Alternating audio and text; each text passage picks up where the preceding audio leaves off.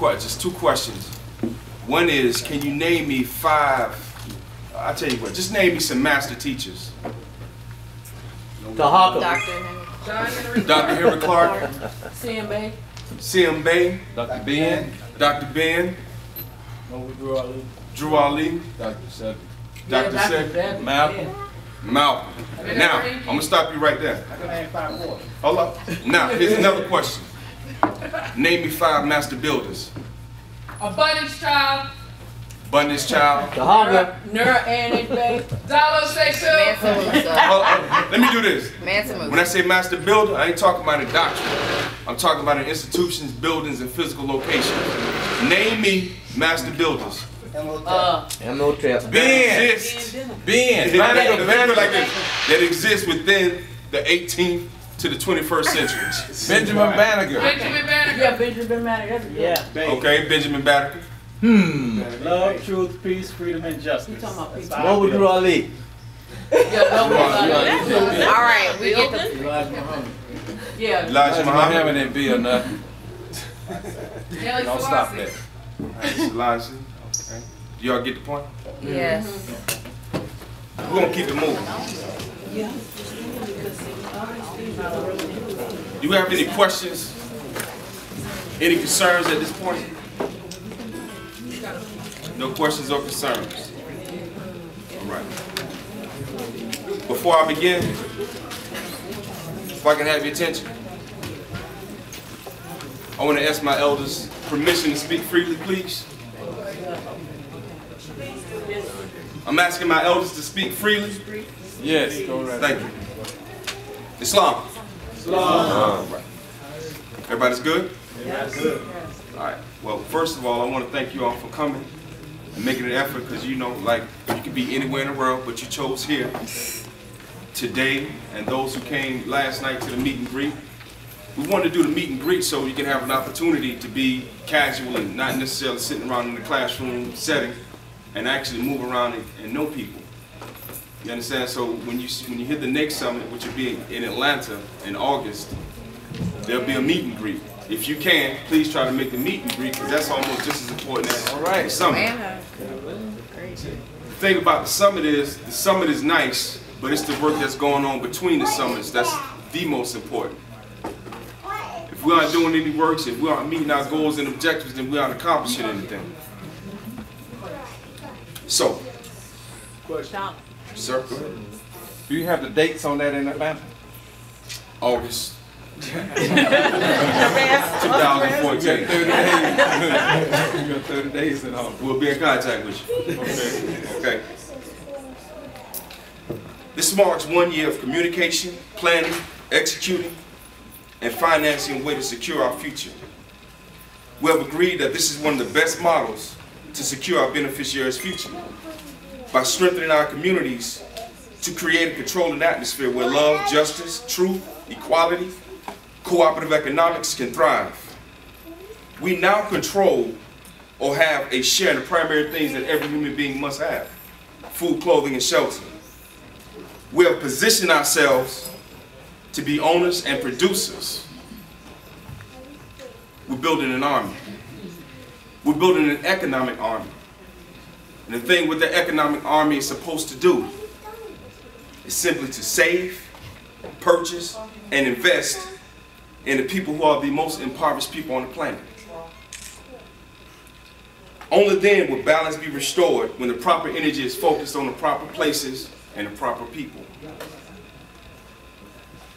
We will continue forward with producing healthy organic foods and products. The hope is to supply every community with our foods that we grow, harvest, sell, and give away.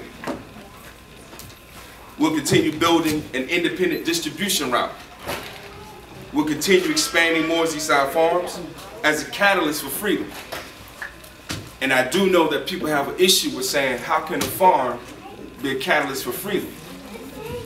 But if you know the saying is, he who controls the food controls what? The people. That's right. So if you ain't like DT over there growing your food, got your hens, educating the babies, what you doing? We not free. we pardon partial free. So this is what we're working towards. Don't get fooled that this is just about the agriculture. There's an entire scheme that has to take place. That's what the summit is about. But we have to start with one particular thing. We have to continue through and execute that one particular thing, agriculture. And remember who it's for. Got it? See, we spent decades reacting. This is a proactive approach. A proactive approach is that thing that builds and secures and that is institutionalized. Not something when one thing happens, we jump out and, oh, what's going on? The boy got shot at the gas station. Let's demonstrate. She got 25 years. Let's march. How about we create a community where those babies are safe, where no one gets shot, there's no dope going on, right? Right. And still have the political clout and financing so we can deal with the cases, get her a real attorney. You understand? We faltered in some areas where we won't falter again. We've been in a consumer position with no options to control anything. This is the end. This is us drawing the line. That's what the summit represents. We're like several pieces of a timepiece sitting on a table, independently waiting for the clockmaker to put it together to work in one grand body, to move the hands of time forward. That's us.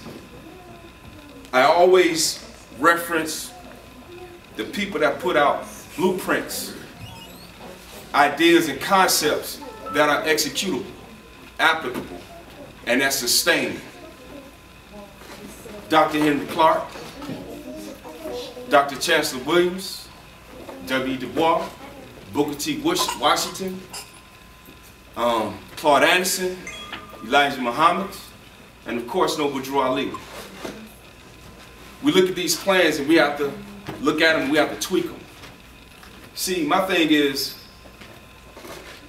a lot of us talk about prophets and the theology and the religious aspect of the spirituality of what the prophet said and what the prophet did.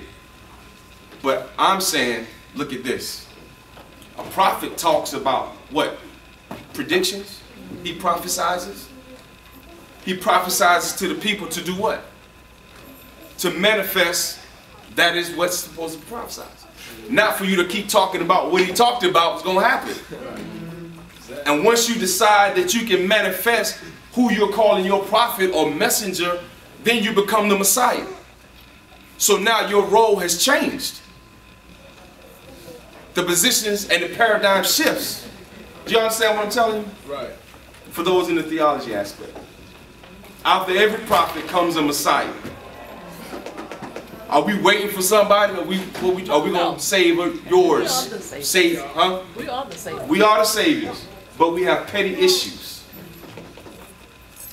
That's not about anything. I don't care what house you come from. I can't stop feeding that brother because he said he don't wear a fez. I won't stop putting a house out because she says she's not a moral. Right? You won't let somebody starve because they're saying something else when you know you have the capabilities of feeding them or empowering them. That's what this is about. This is about empowerment. Putting the petty stuff aside. And I can tell you there's no other organization, there's no other thing taking place that's doing what we're doing. We're talking about taking corners, putting the food space there. In the hood. When you take that food space, looking down the street, we've already done the math and the science on what needs to be taking place. And you see the abandoned houses, you see the abandoned plots. What do? Let me get that. Not as an individual, but as a nonprofit. Habitat? Everybody familiar with that? Yes. Housing for Humanity? Right. Jim McCarthy. Federal governments, they pay you to be the landlord. So now you have control of a particular area. Now you bring in your private security. Because we want to make sure that our investments, our time, our people, our food is secure. We won't allow certain things to come in our neighborhood.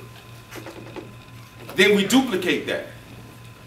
and you duplicate it again, and you take it around the country. You also, at the same time, are creating your international relationships. Relationships is power. A bunch of broke Negroes can't do nothing.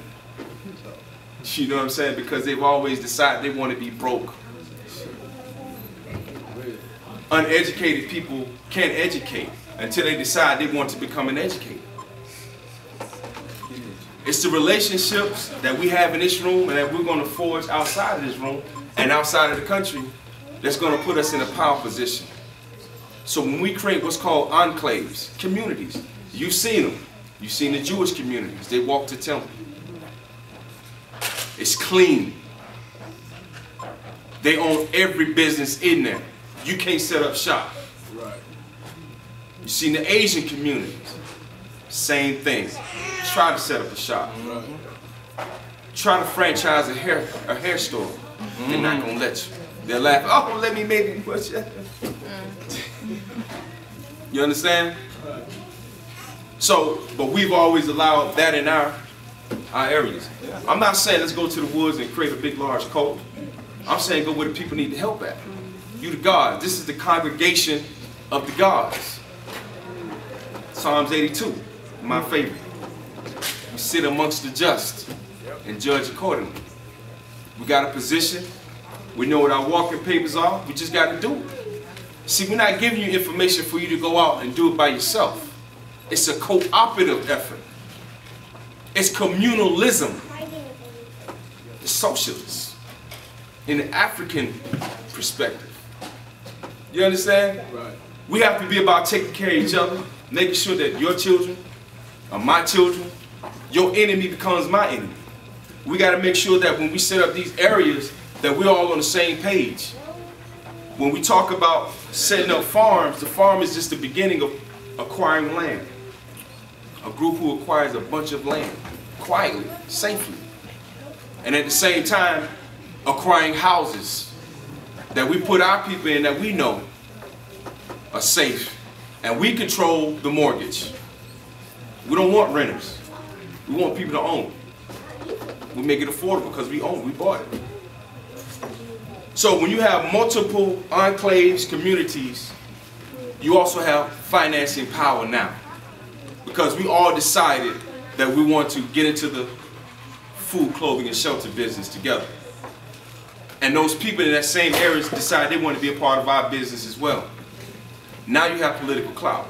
We have a streamline already built. When I mentioned distribution route, it's already built. It's laid out because we went around creating farms and creating communities.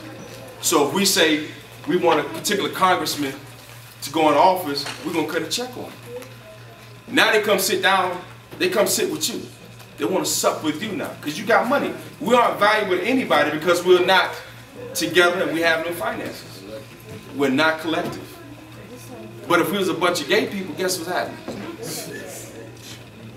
Obama gonna talk about you. But they put in work.